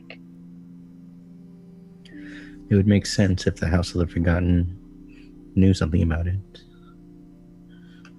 Considering it's literally forgotten. I just worry about being able to come back out. Well, I'm now extra concerned about doing this ritual. Suddenly, the reason for Varigan's house spidering makes a heck of a lot more sense. A quick question. Did your pal Varigan ever mention anything about the Church of the Midnighters? No, I mean, I hadn't actually talked to Varigan in a while, Yeah. and all I really have is I pull out the note that I have. I took this from his pockets on his body because he's no longer with us. But this doesn't mention the Midnighters. It only talks about Mercy and this station, and it talks about something called the Third Hand. Well, if we're gonna go any further with these Numa folk, we might want to be careful, because apparently they have the Numa have ties to them. Really? That's at least what Edgewell told me. If they fed this street to a demon, I'm going to be really upset. Yeah, that's real unpleasant business. Well, I hate to say it, but judging from that reality, I'm guessing that Dark-Eyed Manfred probably got to your partner here. Yep, that's my guess. Got a conspiracy board update.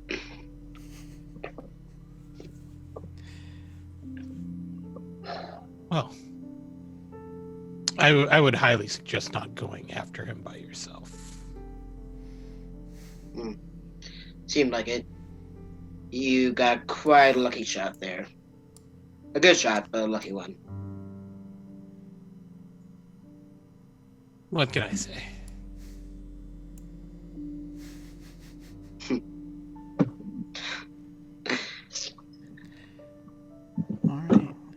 is there anything else anyone would like to do before the curtain closes on us this evening? No, Mac is going to go back to Shaw's mine and crash there. Excellent.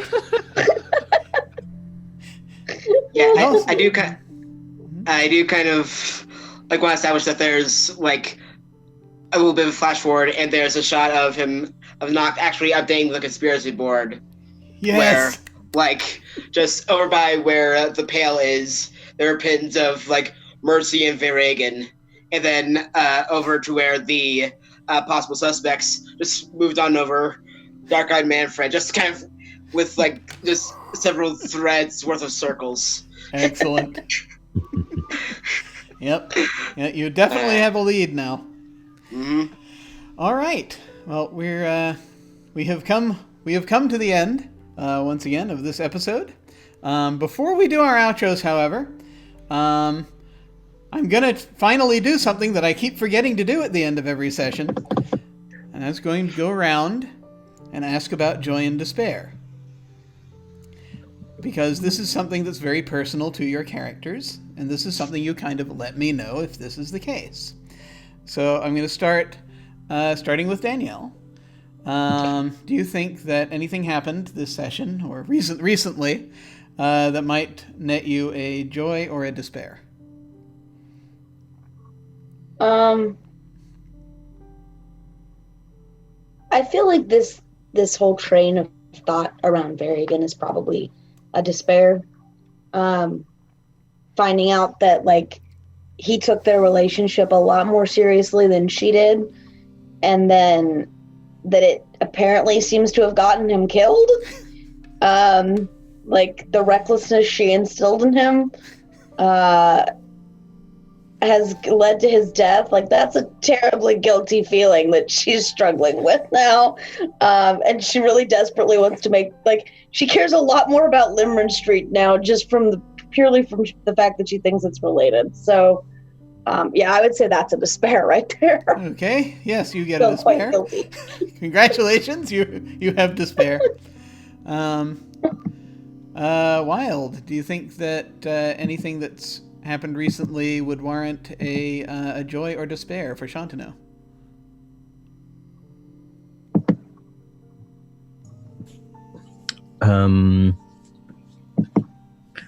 Well, nothing directly related to what's in the sheets, but just the fact that we're now going to investigate the Forgotten. That's true. You've been talking about that since like day one, and they're finally now going to look into the House of the Forgotten like you had wanted to since day one. So actually, yes, I think that you should get a joy for that. Because I remember, I think it was the first session, you said, why don't we go to the House of Forgotten? And you kept bringing it up. But no one wanted to go there. Because there's the slight chance that we all may be forgotten while in there. That is true. That is true. But yes, you can get a joy for that. And Anino, has anything happened recently with Mac that you think would warrant a joy or a despair? I'm going to say that I should get one of each. A despair for the utter failure of his summoning. I will remember that, and there will be a time where I need to help you out. Maybe in space. Oh God! And I'm sort of seeing now this. I need. I don't have time to put in the Chiron there that says Anino will remember this. Yes, you may certainly have a despair for that. For that. And a joy for using my forte skill, and chucking a knife at the alternate reality version of my nemesis. Yeah, I think that also merits a joy. Yes, definitely. And someday I will be able to spend these crux. Yes. Someday soon. We need to work that out very soon. Yeah. We got to do that. And Levi, I know you've only been here one session, but did anything happen this session that you think would warrant a joy or a despair for Noct? I don't think we 110% decide on what Noct's arc is, either avenge Edwald's death or solve a mystery, but either way, he got a good 300% closer to actually solving that, so I do feel like that's a point of joy. Okay, yeah, you get a point of joy. Everyone also gained, but joy. Yeah. Everyone also for this interaction at the train station does get an acumen. So that as well. And we are God, 2 weeks in a row of advancing the plot. I know. Wow. What game is this? I don't understand. Mind blowing.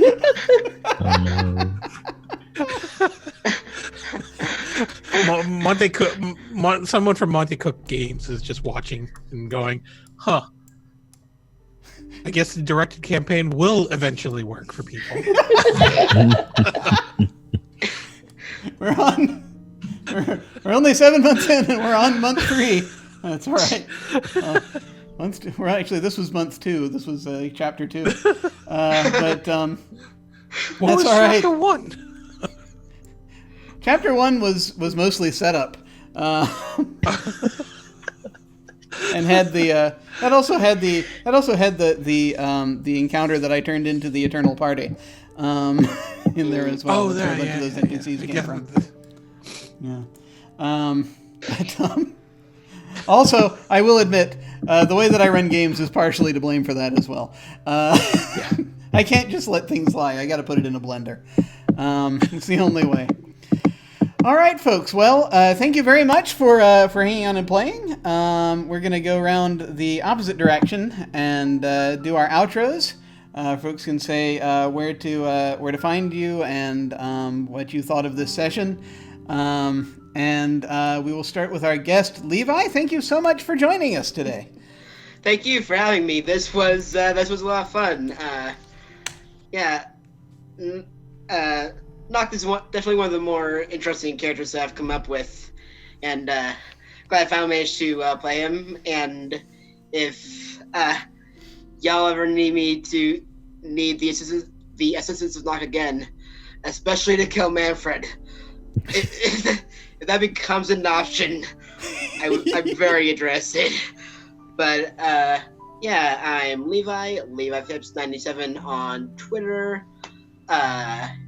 Starting in January, you can find me on Tales from the Grim in Port of the Black Freighter. I don't know when they're planning to show the two kind of tutorial sessions, but Group 2 is an explosion happened. Spoilers. You heard it here first. But also for design stuff, you can find some stuff on levi-phipps.itch.io, especially my flagship title, Bird Boys, a game about sidekicks and positive masculinity. Someone made a character sheet for it, and I don't think I'm gonna be over it anytime soon. I do have his permission to add those to the itch listing, and there are also some community copies. So if you can't afford to put in the financial element of it, there's quite a few of those left. Thank you. Awesome. Well, thank you again so much for playing. Noct remains part of the continuity, as just like with Balthazar, if folks want to commune with him in downtime or whatever, he's available for that. Again, via Discord or whatnot. And we'll see if we need to bring him back in at some point, because he's definitely tied to a thing in the plot at this point. So we'll see kind of how the wheel turns on that. Definitely cool to have you over. So thank you again so much for that. And now we shall go over to Anino. How you doing, guys? My name is Anino. You can find me on Twitter at Anino Gaming. I had a good time today. Managed to redeem myself from a botched summoning. Who does that, really? Does that? Let's see. You can find me on Wandering DM next on the 27th for a second episode of Cyberpunk Red. So that should be a good time. And then, yeah, I think that's pretty much it for now. Are we taking off next week? Yeah. Okay. Yeah, So we'll be off next week, so we won't be back till the 4th. But yeah, a lot of other things in the works right now, and I'm sure we'll announce that soon. Indeed. Stuff's coming very soon. And now we shall move over to we shall move over to Wilde. Yes, hi, I'm Wilde Engineer. At Wilde Engineer on Twitter. Currently, this is my only game going on. I've got a couple of things starting up in January, which I'll probably talk about later, but yeah. Cool. And any thoughts about this session? Yeah, we finally get to go to the Forgotten, so that's awesome. Yes. And I lost my first bet, but it's okay. Yes, but you gained so much. All right, and finally, Danielle. Hi, I'm Danielle. I'm Ryrakentor on Twitter. You can follow me there for all kinds of fun, nerdy stuff. Right now, this is my only game because all of my other games finished up their seasons, but I'll probably have some more stuff coming in January after the holidays. Very excited that we're moving the plot forward, and God, I have so many things I want to do with Vor over the coming weeks, so it's going to be good. I can't wait. 2020 is going to be a good year. Yes. Yes, indeed. I will say in my apologies for all the despair this may generate, but I will admit that one of my gaming philosophies when I'm doing campaigns is as much as possible, if there are terrible things in the world, make those as much a result of the PC's actions as you can. I sort of invited it on myself by saying that Varigan was my ex. So. Well, yeah, it's in there. No, I am delighted at the level of yes and we have in this campaign. I would not trade it for anything in the world. But let's see. As for me, who am I? I'm Jim. You can find me at OtherDoc on both Twitch and Twitter. My website is jimyesthatjim.com, where you can find my Geek Observation podcast and links to my various other podcasts, audio dramas, writings, and such. I've got links down below to my website, Twitter, and YouTube channel. So, yeah, stuff. We are taking a little bit of a break right now. I actually I'm pushing a lot of things back that I was thinking about doing. So I realized something recently, and that is that I have been ever since I started. I upped the stakes on things, and I've been streaming. Okay, I've been streaming since late July of 2018. I doubled the amount of streaming that I did effectively starting in February of this year. So since February, I've been kind of running full tilt, and the only time that I've not been trying to work towards streaming is those times that I'm traveling or when I'm like recovering from medical stuff. So I realized I should probably take a break so I don't burn out. So that's going to happen now for just a little bit, for just a few weeks. Channel's not going to go completely dark. I'm probably going to play video games and stuff. So what this means is that we are not actually, for my own mental health, we are actually not going to be. We're not going to be doing Cthulhu Invictus as I was talking about doing as a one shot. I actually need more of a ramp up to be able to, and time to be able to get the running of Call of Cthulhu in my head properly. I've played it plenty of times, including on this channel, but I need to study it more, and I need to take the time and have the available time to do that. So that's a thing, even in and of itself. We also will not be doing a one-shot at the end of this year. So I did post sign-ups a while back on social media for the session Top of the World, a one-shot in Rosette Diceless. But we are going to push that back a bit as well. That's going to be happening sometime in the new year. I haven't fully scheduled everything yet. I will have a new round of signups for it when that happens.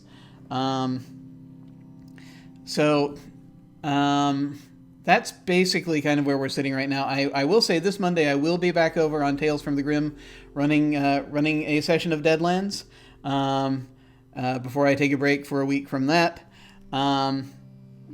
So things are going to get postponed for a little bit while I'm kind of resetting my brain. But we will be back with things in the new year. We're going to be, again, we're going to have, I'm not going to do a short campaign. I'm not going to do a mini campaign in January. I was going to do Apocalypse World. I'm going to push that back as well, just again, so that I can catch my breath.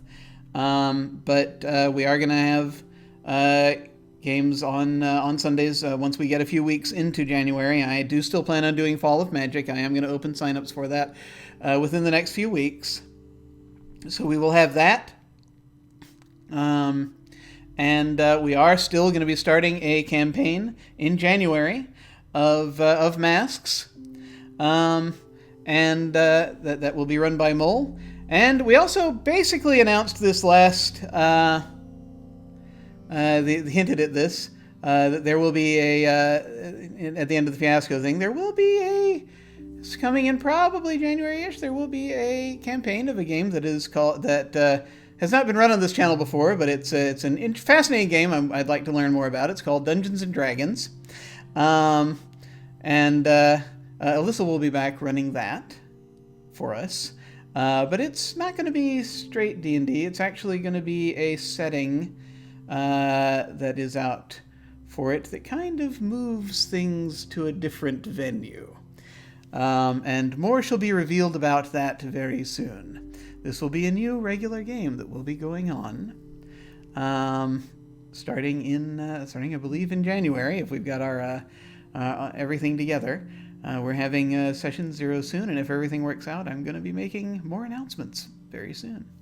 So look for that. In the meantime, is there anything else I'd like to announce? Oh yes, I keep forgetting. I wrote a game. Apparently. And oddly enough, it's actually been played on a stream. I was as shocked as anybody that happened. They played it on Variant Roles a few weeks ago. It's called it was something I did for a game jam that came out recently. It is called Hidden Qualities, and it is over on my itch in the as part of the Ad Astra Jam. I will go ahead and actually put a link down to it because it's free. So if you would like to pick it up, there's the link to it. And it's a game just about the Ad Astra Jam was about having feelings in space, and so this is a game about working together in space. It's a story game. It's very simple, and no, it's very no frills. I don't have any illustrations or anything on it, but it's very much just a game about what qualities of yourself you reveal to people that you are stuck with for a very long period of time in a limited space, and how you change as a result. So that's the current version of that is up there. I may still revise it at some point and refine it. Perhaps I'll even play it at some point. We'll find out. But that's there should anyone desire it. All right, folks. So when we hit the end card, I'm going to send a raid over somewhere. Let's see. I think I shall send a raid over to Variant Roles. They're doing a one-shot. Greetings from Krampus, a holiday one-shot. So that looks like that's going to be fun. That looks like they're having fun on there. So we're going to go and say hi to them when we hit the end card. And feel free to hang on and say hi to them with us. Again, that will be when we hit the end card. In the meantime, folks, thank you very much for watching. Take care, and I shall see you all of a sudden. Farewell.